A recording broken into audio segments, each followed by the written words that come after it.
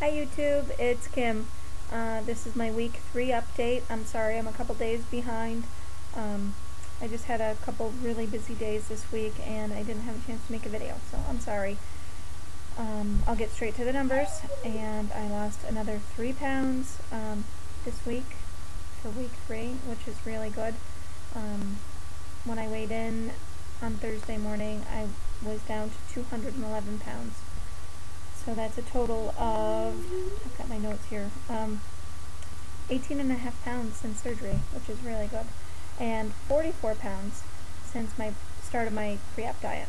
So that's really great. Very happy about that. I've lost a couple more pounds since then, but I'm not going to count it because it wasn't Thursday morning. So I had a little problem this week.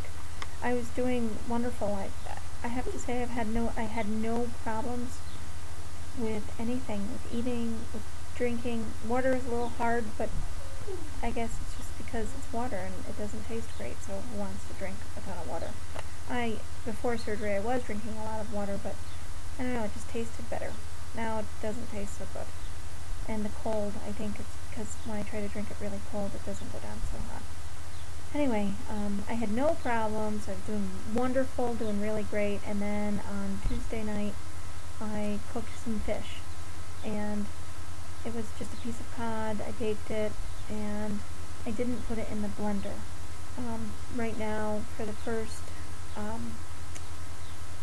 week I was on liquids, and then I moved up from liquids to really soft food, things that need to go through the blender before I eat them. And I didn't blend the fish, and it was the only thing I didn't follow, like, right to the T of my instructions that the doctor gave me, and I was like in agony. I did not vomit. I haven't vomited. I have not gotten sick since I had the surgery, and I'm really happy for that, knock on wood, because I don't like to be sick. I don't like to vomit, and that really scares me. That I think it would be really painful if I did vomit right now, because everything's still kind of sore on the inside. I'm feeling much better. A week ago, to cough, it hurt really bad, and I haven't coughed lately, but just taking deep breaths, the pain's not there. So that's a great thing. It's a wonderful thing. Every day I know I'm a little bit better. Days when I do too much, I do definitely feel it the next day. But the fish, I'll go back to the fish, I'm sorry. I believe the fish might have been either too dry, or maybe I ate it too quickly. I know I chewed it until it was mush, and I swallowed it, and I felt it kind of right in my chest, and it kind of sat there. And because we're not supposed to drink at the same time as we eat, I took just a couple small sips, and I thought maybe that would help it down, and it didn't really move. And in my, okay honey, mommy's making a video, I'm sorry. In my mind, I thought, well, maybe if I could get something to push it down, it would make it better. So I got a cup of unsweetened applesauce, and I ate that. Well, the applesauce sat on top of the fish, and it just felt like I was going to explode. It hurt so bad. I assumed after a while it would just move down and I would feel better, but it didn't move down. It did move down, but it was so uncomfortable. It was so uncomfortable. At 11 o'clock I called the doctor's office because I thought, it's been over 3 hours and I'm still dying. And the doctor said, there's a pill, there's some kind of enzyme that you could take, and he would call in a prescription for me, but unfortunately none of the pharmacies that were open 24 hours had it in stock. So the doctor, being wonderful, decided to meet me in the office parking lot of the doctor's office, and they had some on hand in the office, so he was able to meet me and give me some of the pills, and I came back home and I took them, and I was still up half the night, but it was horrible. It was horrible. And he said, "Oh, don't worry. Try fish again. Just next time, make sure you have like some kind of sauce on it or something to help it.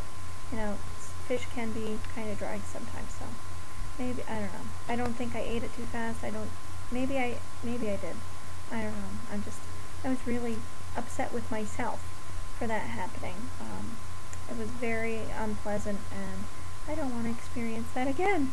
And the doctor said for you to be 3 weeks out, and for this to be the first time that you've had like an issue is fantastic. He was so thrilled for me, and I'm like, don't tell me that, because I feel like I want to die right now. What are you doing? You know, this is terrible. But I can't imagine being that way a week out, or, you know, I don't know. Anyway, so that was my not so hot moment for the week. And the next day I felt better when I woke up, and warm liquids was fine, but then when I tried to drink something cold, it hurt. And that's when I had my appointment. The next day was my follow-up appointment, and the doctor had told me, you know, just clear liquids for 2 days, and to, you know, take it easy. Everything is probably sore and inflamed. So anyway, that was that. I did not go back to work on Monday. I decided to wait, and then when I had the incident with the fish getting stuck, I decided I was going to take all of this past week off, and, you know, I'm not going to worry about it. I have lots of time saved up, and, you know, when I get back, the work will still be there.